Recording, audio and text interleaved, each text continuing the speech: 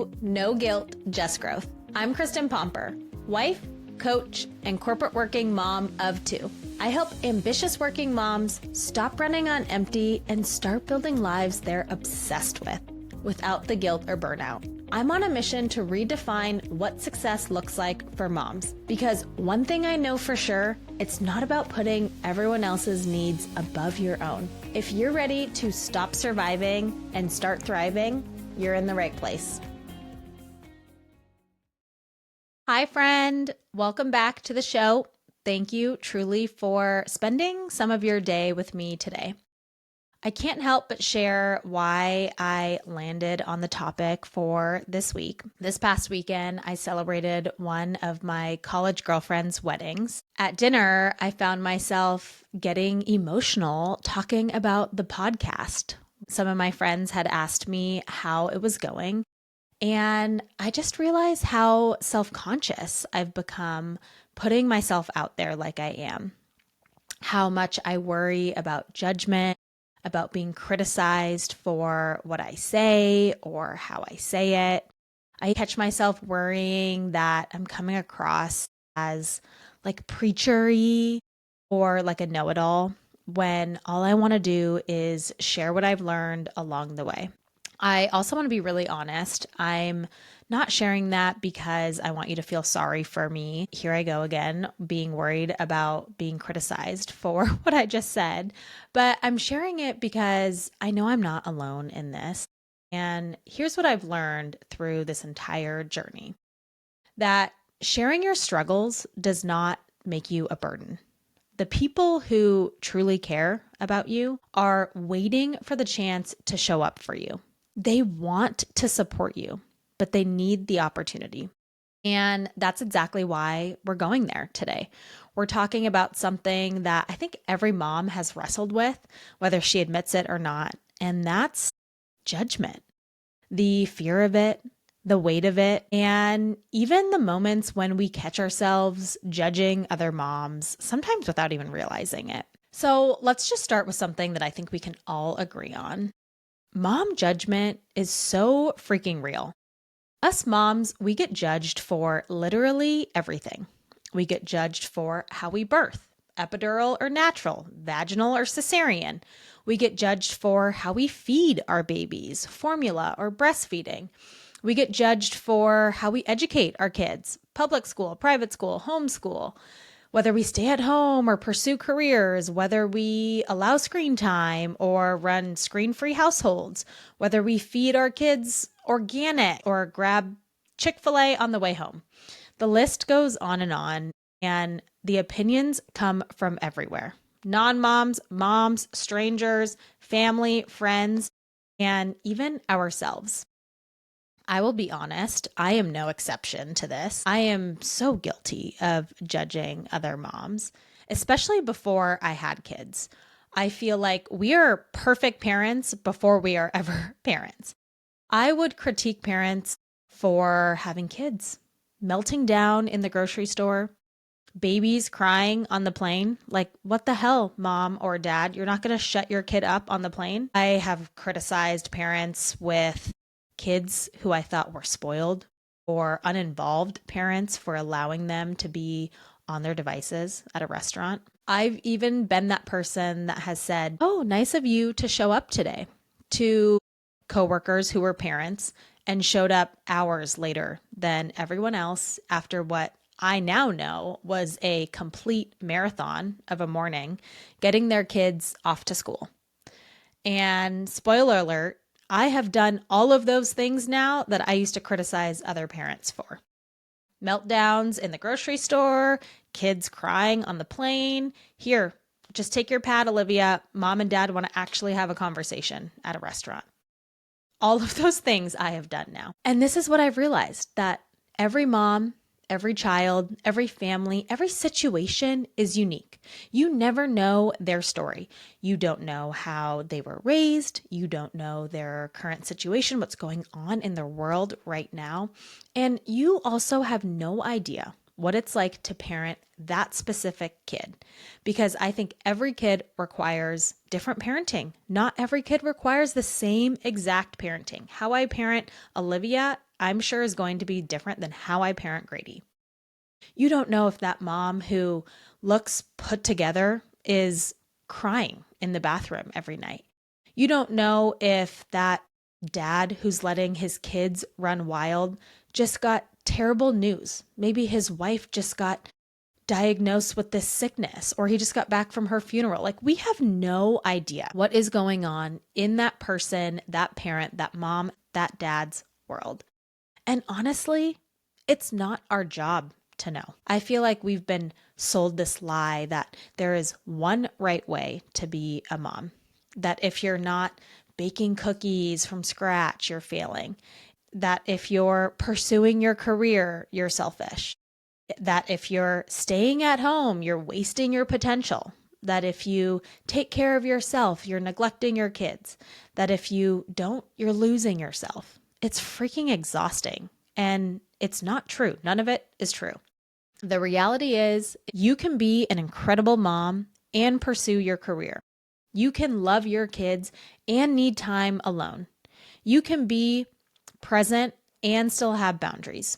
You can make decisions based on your family's needs and still be a great mom, even if no one else understands your decisions. You don't have to justify your choices to anyone. The only people who need to understand them are you and the people living inside your home. Here's a hard truth. When we judge other moms, it's rarely about them. It's about us. Judging reflects our own insecurities, fears, or the standards that we impose on ourselves. Maybe you see a mom co-sleeping, formula feeding, letting her toddler watch a show. You might feel triggered because that's not how you want to do it, or it challenges the way that you think parenting should be, and you're not in her shoes. You don't know her child, you don't know her circumstances, or anything about what she's juggling. Every family is different.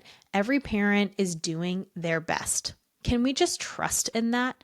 I have yet to meet a mom who is trying to raise her kid to be an asshole or is trying to fail.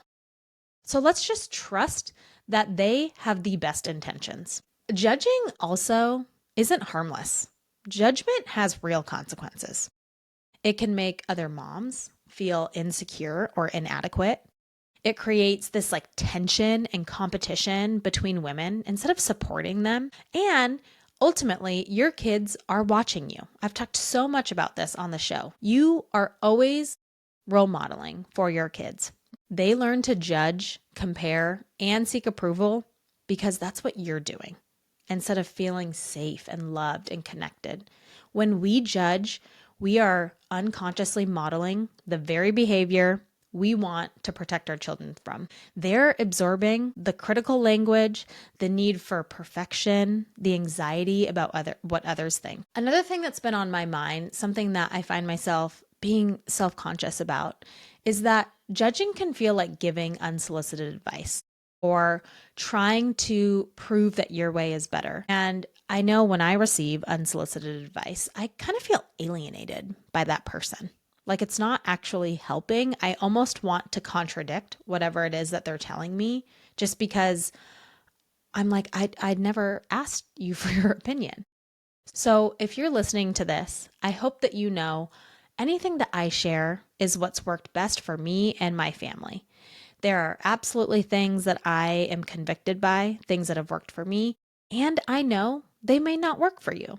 The last thing I want to do is come across as my way or the highway. I just know this shit is hard. This parenting thing is hard. And I'm just hoping that by sharing some of my experiences, it might help you feel a little less alone along the way. If there's one thing I hope you get from this episode, it's this. The single most important person you need to stop judging is yourself. When you criticize yourself, especially when you're attacking your own character, I'm not a good mom, I'm not disciplined enough, not good enough, you open the door for others to judge you too. Your inner critic sets the tone for how you allow the world to interact with you. So the first step to stopping judgment of others is closing that door on yourself. Give yourself some grace. You are doing the best you can with the resources, the energy, and the knowledge that you have in this moment. Okay, so how do you actually stop letting judgment control you? Here are 3 tangible shifts that you can make. The first one is just knowing what you stand for. Clarity silences chaos. When you are clear on what matters most to you, your values, your priorities, your definition of success, you stop needing validation from anyone else. So take a moment today and ask yourself, what kind of mom do I want to be? How do I want my kids to describe me as their mom? What matters most to me in this season? What am I no longer available for? When you know what you stand for, what you value right now, the noise around you gets quieter. Okay, the second thing is I want you to practice this 3-question rule. The next time you feel that fear of judgment creep in, I want you to ask yourself these questions about whoever you are feeling that judgment from. Do they know my heart? What I mean by that is do they know your intentions? Do they know my full story? Do they know my circumstances? Are they living the life that I strive for? If the answer is no to any of those questions, their opinion doesn't get a vote. I think what we really need to vet is, are we concerned about judgment from people who are not qualified to give it? If that person doesn't actually know or care about you, they are not qualified.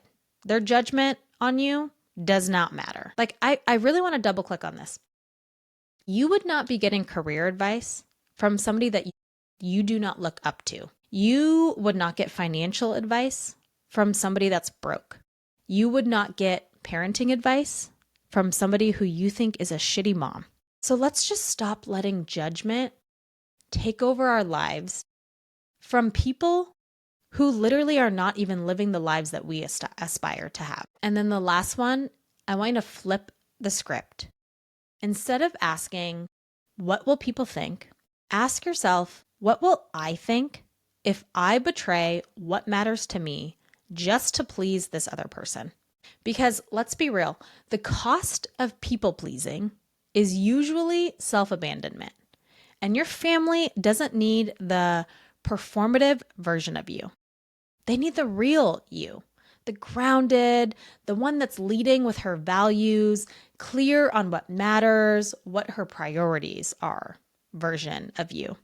Every time you live in alignment with what matters most to you, you give permission to other moms to do the same. When you take that solo weekend trip and don't feel guilty about it, another mom sees that and feels braver to do the same. When you leave work on time and don't apologize, you normalize boundaries. When you speak kindly about moms who make different choices, you're their biggest cheerleader, you create a ripple effect of acceptance instead of comparison. You can't control who judges, but you can control whether you internalize it. You can control how you respond to that judgment. Do you let it affect you or do you brush it off? You can control how you show up for yourself and for the next generation of moms watching. Let's start building each other up. Let's create a culture of support, empathy, and understanding, one where we lift each other up instead of tearing each other down, because this shit is hard. Being a mom is hard. There's no handbook, there's no courses, there's no class we can take, no perfect standard. But together, with compassion, with support, we can make this journey a little lighter, a little kinder, and a lot more joyful. If this episode resonated with you, do me a favor, support the podcast by sharing it, maybe on your socials, or send this episode to someone you think might benefit from it. It would mean the world to me and would be your way of showing up and supporting me, because this podcast is only going to spread to more moms with your help. Thank you so much for being with me today. I hope you have an incredible week, and I will talk to you in the next episode.